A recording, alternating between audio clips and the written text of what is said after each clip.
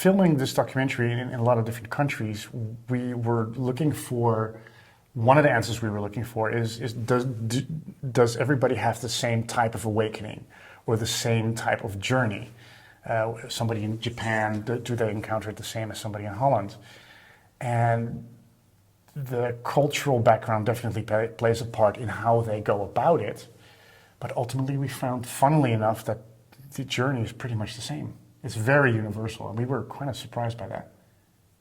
Yeah, the individual maturity plays the biggest role. The conditioning from the outside, the pre-programming from society, culture, religion, is almost secondary. Yeah, and you would think it's not, right? Yeah. And for instance, a lady we interviewed in Japan, of course, her cultural background made it that she was more mentally oriented, or less inclined to trust feeling or to take an action on feeling. But ultimately, she did exactly the same as we did, just through her lens and her cultural, the place she lived in. But it was pretty much the same journey. Yeah. But it is, I think one more important thing is really seeing that it is a journey of a certain luxury, I feel, to even ask myself the questions in self-discovery. Because if I'm fighting for my survival, if I'm living in a country that is in a war zone, or if I don't know where my next meal is going to come from, then I won't have the capacity to ask myself those questions. So I think...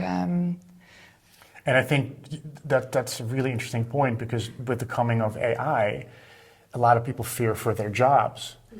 And they should be, because a lot of jobs that we do as humans will be taken over by robots and AI. But it does exactly what you just said. It makes the room free if economically we come up with a system of how do people get paid.